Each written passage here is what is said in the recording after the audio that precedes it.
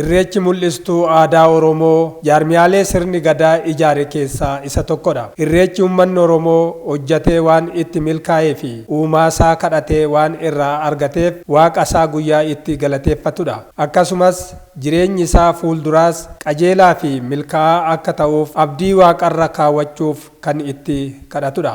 Egaa akkuma beekamu uummanni Oromoo immoo jiddugala biyyaa keessa dachee magariiturra dachee garaa bishaaniitirra kan jiraatu uummanni Oromoo kun immoo uummata sirna gadaatitti bulu jechuudha. Uummata sirna gadaatitti bulu jechuudha.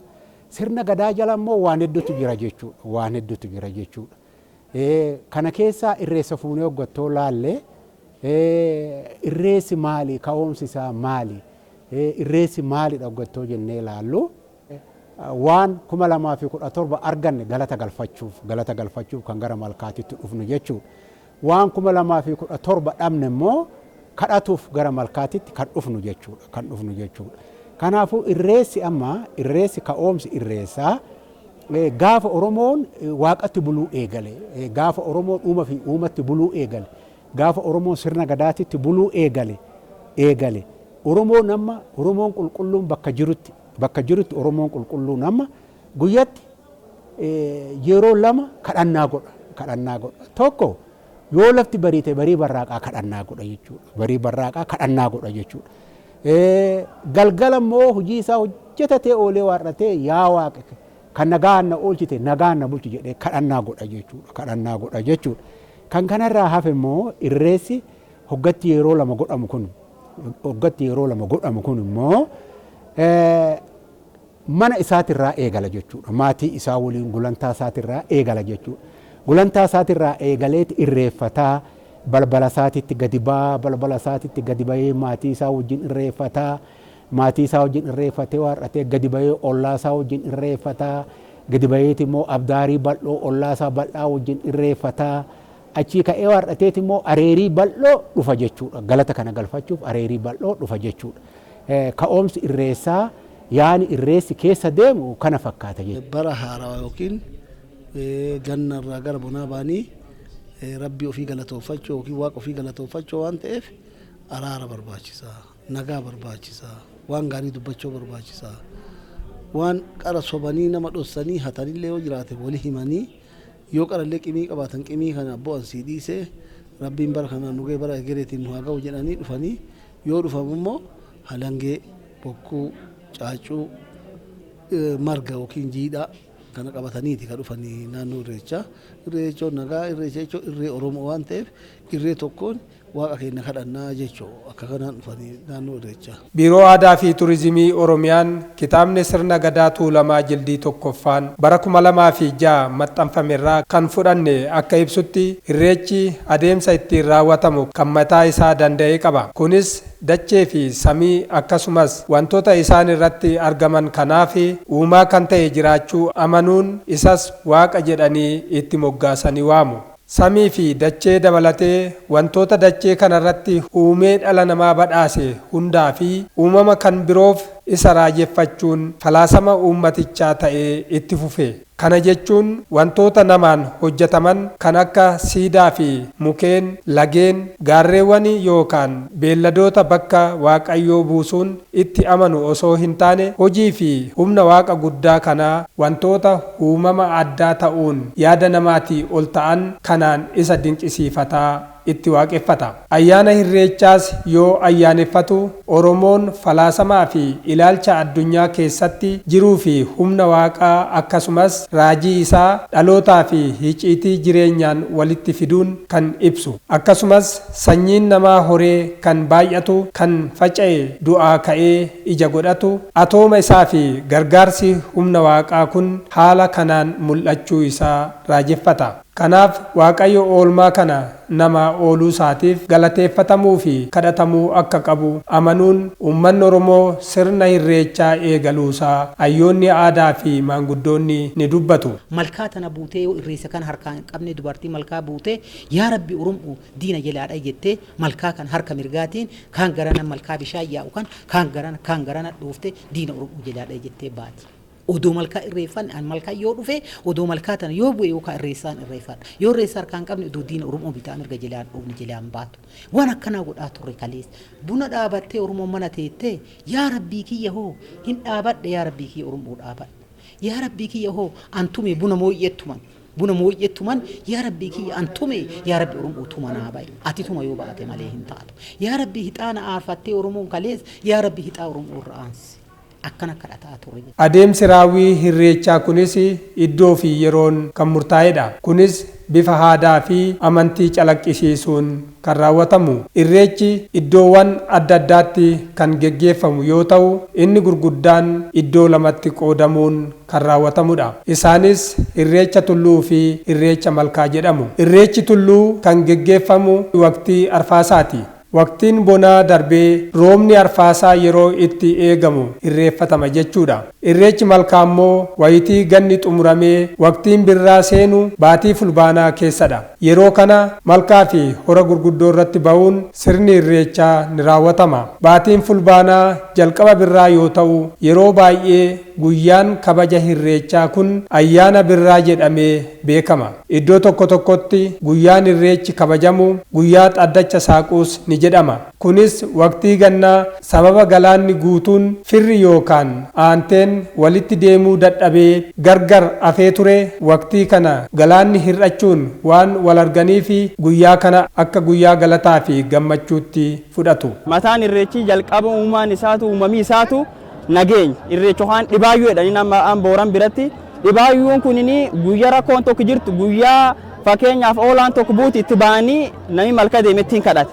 Mataan isaatuyyuu nageenya. Kanaafuu akkuma irreechi fakkeenya uummata Oromoo cufayyuu ta'e uummati Oromoo cufayyuu diqqa odoon jenne guddaa odoon jenne nageenyi waan cufayyuu akka dursi beekee itti fayyadamuu qabaa jedhan. Irreechi immoo mallattoo araaraati. Irreechi mallattoo nagaati. Irreechi eenyuunuu kan hin daangessin eenyuunuu kan hammatuudha. Irreechi namoonni tokko tokko gara biraatitti irreecha karaa biraatti jallisuudhaaf aadaa kana nu harkaa balleessuudhaaf aadaa kana immoo boodatti nu harkaa harkisuudhaaf warroonni yaalanis jiru. Irreechi yoo dhufaniiti akkanatti uummata bal'aa kana yoo daawwatanii arganii asitti uummatuma kan Oromummaa kan hammataa ta'uusaa kan sabaaf sablammii hundi asitti wal gahee hundi isaa asitti eenyummaa isaa ibsatu kan eenyuun hin daangessin alaa ka dhufu keessaa ka dhufu nuti fakkeenyaaf amma godina Arsii Lixaa irraa dhufne karaa kana yoo dhufne nyaadhaa dhugaa nuun jedhan micciirra karaa irratti qopheessanii bishaan karaa irratti qopheessanii Sidaamni karaa kana dhufe alaabaan karaa kana dhufe Walaayitaan karaa kana dhufe yoo karaa kana dhufe uummanni Oromoo gaafa bishaan dheebotu aannan kennaafi karaa nu dabarsaa turan aannan dhugaa karaa kana dhufne hanga asi geennetti amma beela malee quufa argaatiin dhufne jechuudha beelan argine karaa kanatti kanaafi Oromoo jechuun akkanumatti yoo laalte jechuudha waa hedduu irraa argitaa jechuudha. Oromoon uffata aadaan faayomee malkaa gamaaf gamana walitti ba'uun marga yookaan daraaraa harkatti qabatee mareeyoo jechaa waaqa isaa faarfachaa fi galateeffachaa malkaa bu'uun waaqa dukkana gannaa keessaa gara booqaa birraatti isa ceesise galateeffachaa irreeffata. Akkaataan itti irreeffatamus duudhaa fi safuu mataasaa qaba. Osoo abbaan malkaa irreeffatee malkaa hin saaqiin irreeffachuun gonkumaa hin danda'amu dhorkaadha. Warri irreeffatu warra fuggisoo aadaa deeman waan ta'eef duudhaa irreechaan ala warra deemanidha. Fudhatamas hin qabani. Malkaa abbatu daggala saaqa amma durattoon eebbisu birraan daggala noof folchi birraan qarroo noof folchi hoggattoo jennu malkaa abbaa malkaatitu saaqa.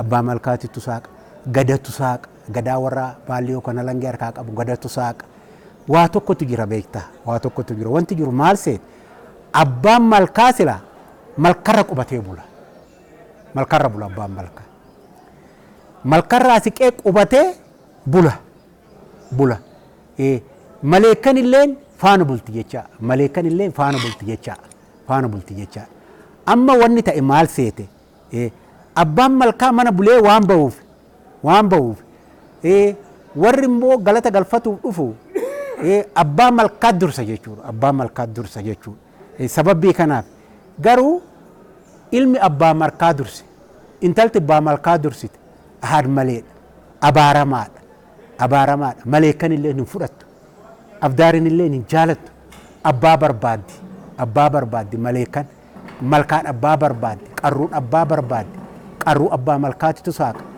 abbaa malkaatitu eebbisa gadatu eebbisa gadatu qarruu saaqa sababbii amma hir'inni kun abbaan malkaa malkarraan hin bulleef warri irreeffatuu dhufu galata galfatuu dhufu miira keessa galee dursee irreeffata kun aan malee wanti Oromoon sirreeffatu waan hedduutu jira akkamitti sirraa amma kun hoggantoonaan jette waan hedduutu jira amma wanni sirraa'u akka Oromoon itti uffatu sirraa'utu irra jira akka Oromoon itti uffatu akka jaarsi itti uffatu akka jaartiin itti uffatu akka daa'imti itti uffatu sirraa'utu irra jira kan kanarraa hafe immoo Oromoon dhawa laallata Oromoon dhawa gattoo laalu urjii laala moora laala kun sirriitti qaceeffamee laalamutu irra jira amma irreessa baranaa kana dhoofti yoom kenne seeta fulbaana guyyaa 3 fi 4 kenne fulbaana guyyaa 3 fi 4 kenne amma maaltu baratame kaa yoo xamboorri gubateen booda wanni baratameef garasitti dhiibaa jira jechuudha amma xambooran booda ta'aa jira jechuudha kuni hin sirraa ummanni kun immoo eega duudhaa fi safurraa fagaatee eega sirna gadaatirraa fagaatee oolee bulee jira amma qara duratti abbaan haati hin barsiifti siin jedhe hin barsiisa caffitaa'es hin barsiisa siin jedhe amma jaarsi ammaa barsiisa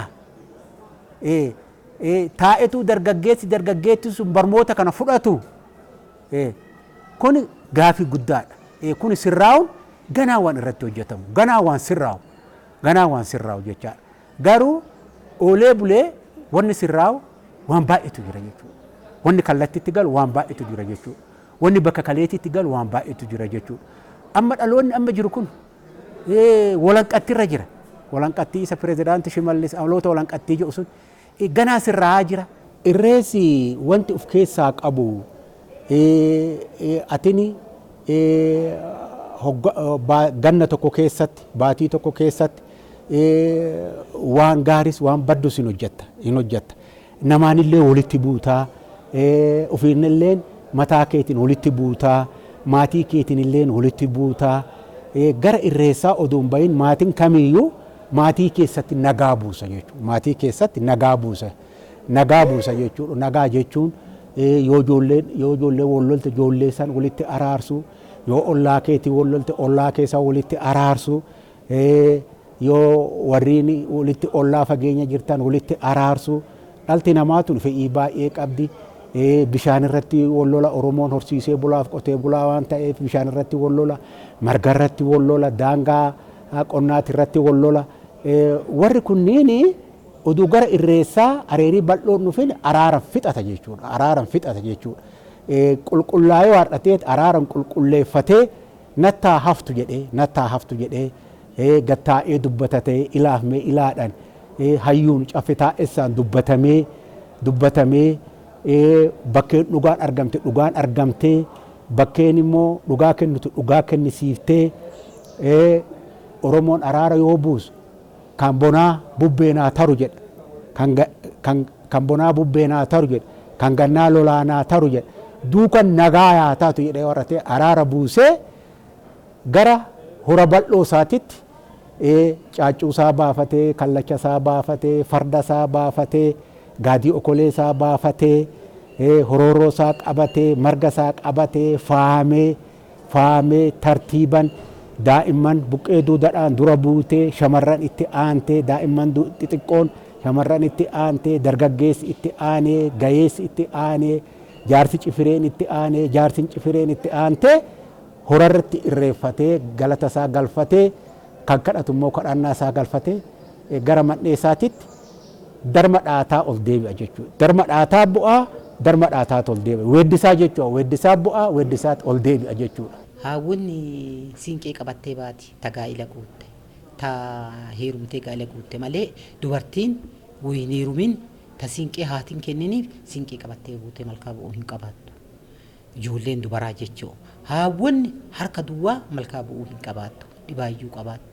Dhibaayyuu aanan qabdi, dhibaayyuu waan malkaan haarii irrattu qabdi, damma harkaa qabaachuu qabdi, daraaraa harkaa qabaachuu qabdi, urgooftuu harkaa qabaachuu qabdi, qixxaa harkaa qabaachuu qabdi, shiimoo akka Oromoo rabbi yaa rabbi waa Oromoo shiim godhu nurraa qabi jettee bitaa mirga darbachuu qabdi. Waan sadiin tan odoo harkatti hin qabanne malkaan buutu jechuudha. Dubarri ammoo dargaggeeyyiin odoon heerumne siinqee qabattee malkaa bu'uu hin dandeettu, dhibaayyuu bu'uu hin dandeettu, hariirrachuu malkaa hin dandeettu, dubartiin makamtee taa'uu hin dandeettu, raasama sirbitii malee. Raasama sirbiti malee dargaggeessi ka gaa'ilan guunu kan fuune jechuudha. Dargaggeessi malkaatti isaan duraan dur yoo buutu Oromoon sadarkaan dhaabdi ka gaa'ila guute ka uddeessa murate ka fuudhee ilma qabu duubaan sirba afoon sirba. Dargaggeessi ammoo hin fuudhini akkuma amma dabballee jedhan kan dudda duubaan dhaabatan afoo isaanii sadarkaa akkanaatiin deeman haawwota dura namni tokko bahuu hin danda'u. Abbaa gadaa durallee haawwatan malkaa bu'a. Odoo haawwatiin siinqeen hin dhaanne, odoo haawwatiin sardoon hin dhaanne isaan dura deemanii malkaa bu'uu hin danda'u. Abbaan gadaallee isaan duubaa hiriiruu danda'a. Ka fuudhe dargaggeessi isaan duubaa hiriira. Guyyaa kana uffanni uffatamus uffata aadaa fi faayaalee aadaa ayyaanicha ibsaniin alatti uffannaan duudhaa cabsan hin eeyyamamani. Alaabaa abbaa gadaatiin alatti alaabaan kan biroo qabatamuun gara irreeffannaa dhufuun dhorkaadha. Duudhaaf safuun irreessaa jila keessan farrisan. Jila keessan farrisan. Kana qeerroon Oromoo qarreen Oromoo beekutu irra jira. Jila keessa hin farrisan. Hin farrisan. Namuun abaaran. Namuun abaaran. Bu'aa paartii siyaasaa tokko jedhanii waarratanii alaabaan biraatillee hin seenu. Hin seenu. Bu'aa paartii siyaasatii jedhanii mootii kamillee hin abaaran. Mootii kamillee hin faarsan. Hin faarsan galata galfatu wanna deemuuf. Galata galfatu wanna deemuuf. Alaabaa abbaa gadaatiin ala alaabaan kamiyyuu seenuu hin danda'u. Hin danda'u. Meeshaan qara qabu. Meeshaan qara qabu seenuu hin danda'u. Marga, caaccuu, kallacha, gaadii okoleen ala wanni biraa seenuu hin danda'u. Dargaggeessi keenyallee, dargaggeettiin teenyallee, gayeessilleen kanaan ala qabatee seenuu hin danda'u. Keessummaan nutti dhufa. Biyya Ameerikaati, biyya Awurooppaati, biyya Eeshiyaati.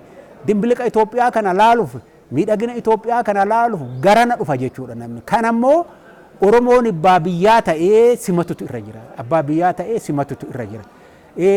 Balleessuun isarra hin jiru. Waan isaa kana balleessuun isarra hin jiru. Uummanni Oromoo kun waan hedduu dhabee jira.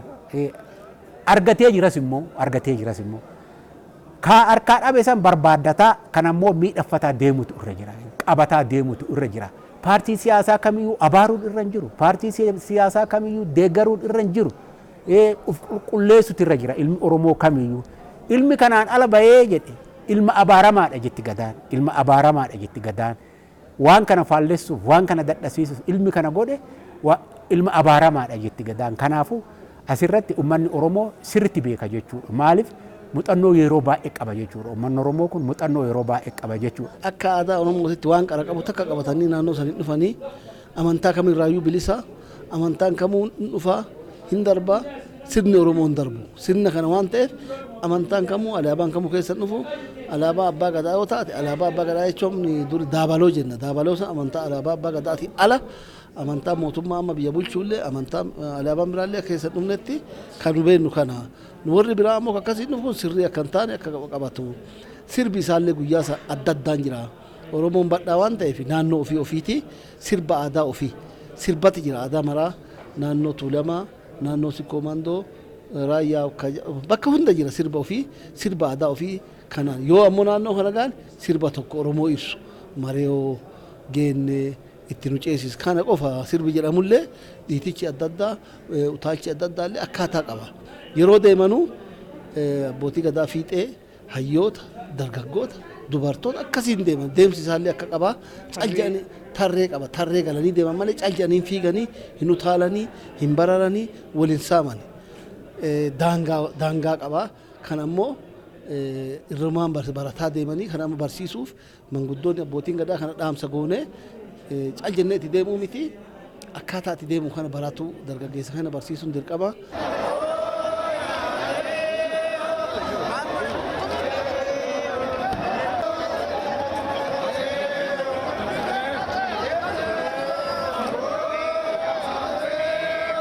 kabiraa kan kanarraa hafe haalli uffataa haalli itti uffatan kan duudhaa fi safuu Oromoo cabse ta'uun irra hin jiru. Keessattuu amma shamarran amma mogolee keessatti uffata hidhatuun hin ta'u. Qaamni shamarranii mul'atuun hin jiru. Dargaggeessis akkasuma. Waan duudhaaf safuu hoggattoo jennu waan alatti mul'atu jira. Waan dhokatantu jira. Dabbasaa takka nama biratti taaddatan, takka dhokatanii taaddatan. Qaama dhokatan fa'aa mul'isuun namarra hin jiru. Handhuura fa'aa mul'isuun namarra hin jiru. Bar duudhaan keenya waan baay'eetu jira. Keessattuu amma shamarran miira keessa galanii callee amma kan mormatti hidhatu fa'aa jira shamarran keessa. Mormatti hidhattu dubar addatti hidhatti. Jaartiin immoo mormatti hidhatti. Kana kuni waan ija dura sirraa'u. Waan ammarraa kaaftee shamarran teenyallee sirreeffatutu irra jira. Duudhaaf safuu keenya cabsuun irra hin jiru. Irreechi hora Finfinnee fi hora Arsadii Bishooftuu irreecha malkaatti irreeffatamu keessaa isaan gurguddoodha. Miidhaginnii fi simboon ayyaana irreechaa hawwattummaa guddaa waan qabuuf lakkoofsi uummattootaa yeroodhaa gara yerootti dabalaa deemuun yeroo ammaa kana uummata Oromoon alatti sabaa fi sablammoonni biyyattii kallattii maraan miliyoonaan lakkaawwaman irratti hirmaachaa jiru. Hawwattummaa isaa kanaan booji'amuun biyyoota alaarraas namoonni irratti hirmaatan waggaan dabalaa jira. Irreechi Finfinnee waggoota 150 booda dhiibbaa sirnaa jalaa bahee bakkee isaatti deebi'uun kabajamuu kan eegale bara 2011 irraa ta'ullee akkuma irreecha Arsadiitti uummanni bal'aan irratti hirmaachuun bifa ho'aa fi miidhagina addaa gonfateen kabajamaa jira. የቆየ ባህል ነው። አባቶችና ሀዶሊ ሲንቄን ገጌፈማ አዳ ዱይራ ካሴ ሀረገ አራራ ነገኛ ተኩማን ከበጁን ሰቡታፍ ሰብለሞት ሮፍሌ ጉማቹ አዳ ገርጋራ ጅሩ መሌ አዳን ኩን አከስማን ከን ዱፌሚት አካከዩ ፊ አካክሊራ ዳለሜ ተኩማ ኢትዮጵያፍ አዳ ገርጋር ዋን ተኢፍ ኢሬቻ ሰላም ነው፣ ፍቅር ነው፣ አንድነት ነው ምለው ኢሬቻ ባየ ነመት ቶል ሚዳጋድ ኬሱመቱ አኒ ባየ ነመት ቶል ani kana duras dhufee beeka haa ta'u malee yeroo hunda ayyaana hawwiin eeguudha. ትልቅ በዓል ነው ለኔ። ኢሬቻ ነጋ ጨለቅሲሳ ኡመተ ሁንዳፍ ሞ tokkummaadha jaalala ibsaa ummata kun kan ummatan biraati osoo hin taane irreecha jechuun ummata hundaayyuu amantiirra bilisa kan ta'e ummata hundaayyuu hammatee kan of keessatti qabeetoo ummata hundaan jaalalaan kan mul'isu jechaadha. Guyyaan irreechaa waan walitti nu fideef jarrilee dhufanii nu wajjin kabajaa jiranii kun immoo irreechi mallattoo obbolummaa mallattoo tokkummaa akka ta'e nu ibsa jechuudha. Ayyaanni irreecha hora Finfinnee fulbaana 24 hora Arsadii immoo fulbaana 25 2018 kabajamuuf deemu kanatti kan kanaan duraa caalatti haala miidhaginnii fi hawwattummaan isaa dabaleen guddummaa uummata Oromoo addunyaatti mul'isuun akka kabajamu garanumaan qophii cimaan taasifamaa jira. Irreechi bara kana kabajin yeroo kamiyyuu adda ta'ee tokkummaan Oromoo itti jabaatee diinagdeen Oromoo yeroo kan duraatii olitti cimee Oromoon kortoo isaaf malu sadarkaa isaaf malu gara gidduutti osoo hin ta'in bakka kaleessa irraa buqqa'e bakka kaleessa irraa cabetti karaa adda ta'een tokkummaa keessoo ofii alaas keessaas ijaarratee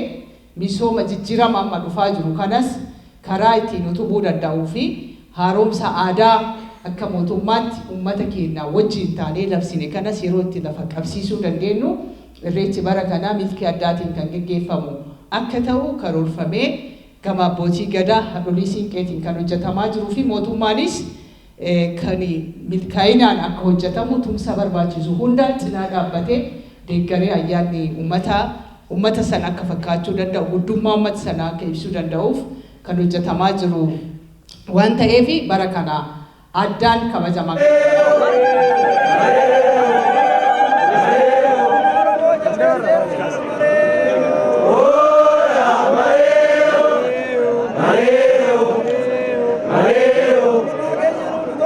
Vale.